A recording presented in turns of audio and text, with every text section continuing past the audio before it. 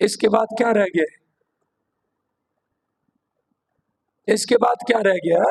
اللہ رب العزت اتنے واضح الفاظ میں ان کی کیا بیان کر رہے ہیں؟ عجز بیان کر رہے ہیں، کمزوری بیان کر رہے ہیں، ہاں، ان کی محتاجی بیان کر رہے ہیں، اور پھر بھی لوگ اس مختار کو چھوڑ کر، اس مالک کو چھوڑ کر، اس قادر کو چھوڑ کر اس کو پکارے جو تمہاری پکار سن نہ سکیں، جو تمہیں نفع نہ دے سکیں، جو تم سے نقصان دور نہ کر سکیں۔ قل، میرے پیغمبر آپ فرما دیجئے، ادعوا شرکاءکم، بلاؤ اپنے شریکوں کو، ثم کیدونی، پھر وہ میرے خلاف کیا کریں؟ تدبیر کریں، کیونکہ میں ان کا کیا ہوں؟ دشمن ہوں۔ تو ان کو پکارو اور وہ میں اپنے دشمن کے خلاف کیا کریں؟ چال چلے۔ فلا تنظرون، پھر مجھے ذرہ برابر بھی مہلت نہ دو، بلاؤ نا۔ میں جو کہہ رہا ہوں کہ وہ ان کے اختیار میں کچھ بھی نہیں ہے، تم کہو اٹھ جناب ایس مولوی نو پھٹے لا دے، اے آدھا کہنے دے اختیار کچھ بھی نہیں ہے۔ یہ اللہ اپنے پیغمبر کو فرما رہا ہے۔ میں کہہ رہا ہوں کہ یہ جن کو تم پکار رہے ہو ان کے اختیار میں کچھ بھی نہیں ہے، تم اپنے معبودوں کو کہو اس نبی کو کیا کر دے، یہ تمہارا دشمن ہے، اس نبی کو کیا کرو؟ ہلاک کر دو، اس نبی کے خلاف۔ ہاں، تم جو کہتے ہو کہ ہمارے معبودوں کے خلاف بری زبان نہیں نکالنا ورنہ ہمارے معبود تمہیں نقصان پہنچا دیں گے، تو ذرا بلاؤ ان کو، بلاؤ نا، فوراً بلاؤ۔ مہلت کیوں دیتے ہو مجھے؟ نہ مہلت دو مجھے۔ یہ کون کہہ رہا ہے؟ یہ کون کہہ رہا ہے؟ اللہ کہہ رہا ہے۔ اسی لیے لوگ آپ کو قرآن سے دور کرتے ہیں، لوگ ہمیں قرآن سے دور کرتے ہیں کہ یہ تو قرآن اتنے واضح الفاظ میں بتلا رہا ہے کہ اللہ کے سوا کسی کے اختیار میں کچھ بھی نہیں ہے، سارے کا سارا اختیار صرف اور صرف کس کے پاس ہے؟ اللہ ہی کے پاس ہے۔ زندگی کا اختیار بھی اللہ کے پاس ہے، موت کا اختیار بھی اللہ کے پاس ہے، نفع کا اختیار بھی اللہ کے پاس ہے، نقصان کے اختیار بھی اللہ کے پاس ہے، اولاد کا اختیار بھی اللہ کے پاس ہے۔ اللہ، ہاں، اللہ کس طرح فرماتے ہیں؟ یَهَبُ لِمَن یَشَاءُ إِنَاثًا، وہ جسے چاہتا ہے لڑکیاں ہی لڑکیاں عطا کر دیتا ہے، وَيَهَبُ لِمَن يَشَاءُ الذُّكُورَ، اور جسے چاہتا ہے لڑکے ہی لڑکے عطا کر دیتا ہے۔ ہاں؟ أَوْ يُزَوِّجُهُمْ ذُكْرَانًا وَإِنَاثًا، یا جس کے لیے چاہتا ہے دونوں ملا کر دیتا ہے، لڑکے بھی دے دیتا ہے اور لڑکیاں بھی دے دیتا ہے۔ وَيَجْعَلُ مَن يَشَاءُ عَقِيمًا، اور جس کو وہ چاہتا ہے بانجھ کر کے رکھ دیتا ہے، نہ لڑکا دیا نہ لڑکی دی، کچھ بھی نہیں دیا۔ اللہ کون ہے؟ اللہ نہیں دینا چاہتا اور مخلوق میں سے کون اس کو دے سکتا ہے؟ اللہ نے ساری بیٹیاں میں، شعیب علیہ السلام کی کیا تھی صفدر صاحب؟ شعیب علیہ السلام کی کیا تھی؟ حضرت شعیب علیہ السلام کی صرف بیٹیاں ہیں، پیغمبر ہے، بیٹیاں ہی بیٹیاں ہیں، بیٹا ہے ہی کوئی نہیں۔ اور موسیٰ علیہ السلام بھاگ کر گئے ہیں ادھر سے، مصر سے، کہاں گئے ہیں؟ مدین۔ ہاں، وہ بندہ ہاتھ سے مر گیا تھا نا، وہ قبطی ایک مر گیا تھا، تو دوسرے دن فرعون کے دربار میں مشورہ ہوا کہ پھر موسیٰ کو کیا کر دو؟ قتل کر دو۔ ایک بندہ فرعون کے دربار سے بھاگتا ہوا، جاء رجل من آل فرعون یکتم ایمانہ، وہ اپنا ایمان چھپاتا تھا، وہ آ کے بتاتا ہے موسیٰ ان الملأ یأتمرون بک لیقتلوک، سردار سارے مشورہ کر رہے ہیں کہ تجھے قتل کر دیں، فخرج انی لک من الناصحین، نکل جا یہاں سے، میں تیرا خرخواہ ہوں۔ موسیٰ بھاگ گیا وہاں سے، موسیٰ علیہ السلام بھاگ کھڑے ہوئے، توجہ تلقاء مدین، کس طرف؟ مدین کی طرف بھاگے۔ آگے مدین کہ ایک کنواں تھا جہاں سے ساری قوم پانی پلاتی تھی جانوروں کو. جب وہاں پہنچے نا دیکھا کہ لوگ بکریوں کو پانی پلا رہے ہیں. 2 بچیاں سائڈ پر کھڑی ہیں اور سہیل بھائی 2 بچیاں اپنی بکریاں سائڈ پر روک کے کھڑی ہیں. موسیٰ علیہ السلام نے تم کیوں کھڑی ہو پانی کیوں نہیں پلاتی؟ فرمایا جی ساڑھا کوئی بھائی ہے کو نا تو اے پتھر جو ہے نا وہ جو کنویں کے اوپر پتھر تھا نا وہ 40 بندے مل کر اٹھاتے تھے. اتنا بھاری پتھر تھا اور ڈول بھی اتنا بڑا تھا کہ 40 بندے مل کر وہ پانی نکالتے تھے. تو ہم کمزور صنف ناتواں ہم تو ہم سے یہ پتھر اٹھایا نہیں جاتا تو ہم اس لیے سائڈ پر کھڑی ہیں. جب وہ باقی لوگ پانی پلا کر چلے جاتے ہیں پانی بچ جائے تو بکریوں کو پلا لیتے ہیں نہ بچے تو بس. اچھا گئے پیچھے کیے لوگوں کو اکیلے پتھر اٹھا کر سائڈ پہ اور پانی نکالا اور کہا جو بکریوں کو پلاؤ. پلا کر نا سائڈ پر ہٹ گئے.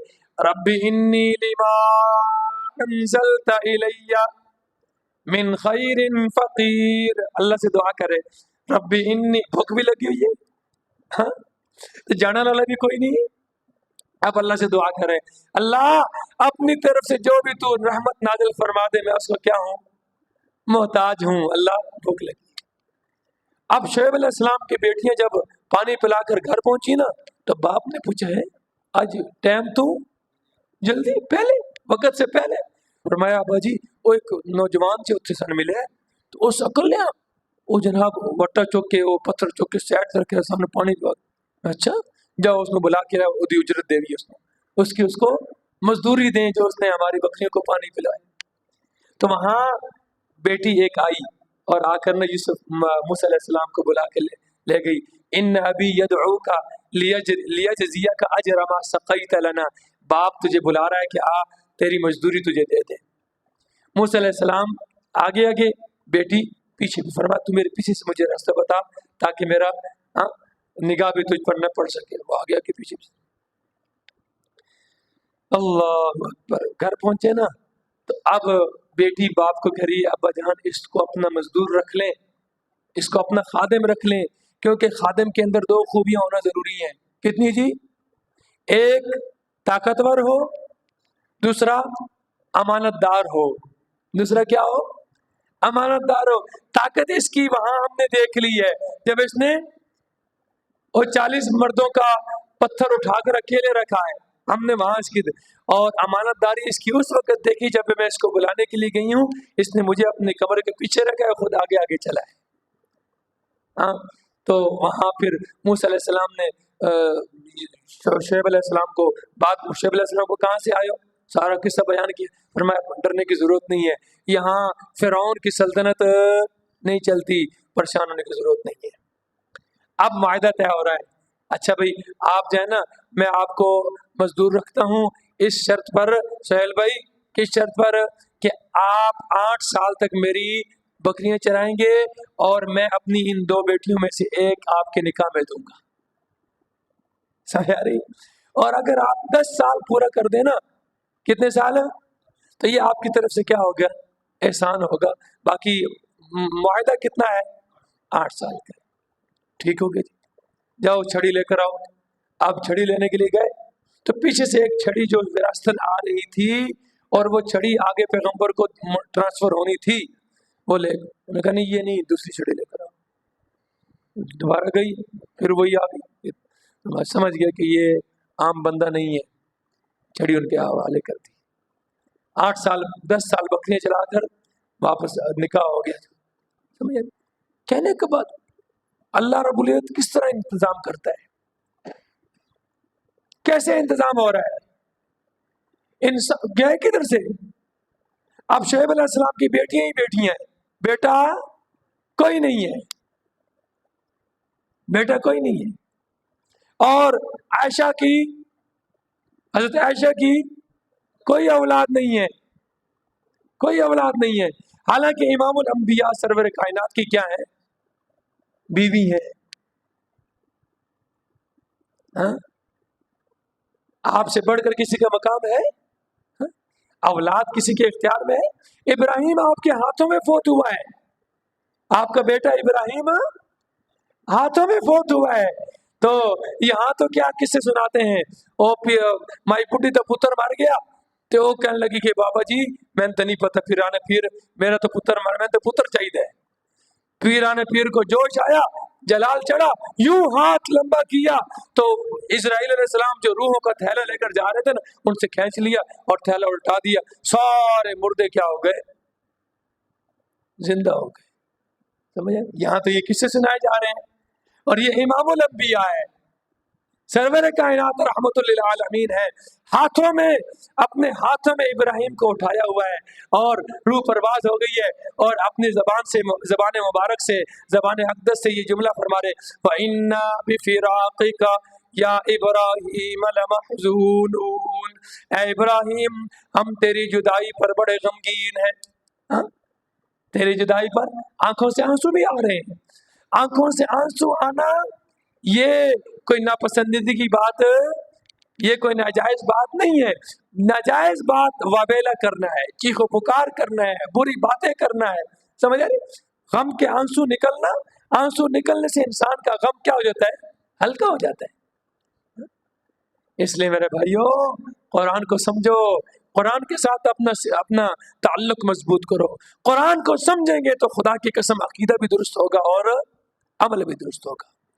عقیدہ جب درست ہوگا اس کے بعد چھوٹے سے چھوٹا عمل بھی اللہ کے کیا ہوگا, مقبول ہوگا. اور اگر عقیدہ قرآن کے خلاف ہوا, عقیدہ سنت کے خلاف ہوا, تو پھر بڑے سے بڑا عمل بھی, ابو جہل کی 70 یا 35 حجیں بھی اللہ کے ہاں مقبول. اللہ رب العزت مجھے بھی, آپ کو بھی, پوری امت مسلمہ کو قرآن و سنت کو سیکھ کر, سمجھ کر اس کے مطابق اپنی زندگی گزارنے کی توفیق عطا فرمائے. وآخر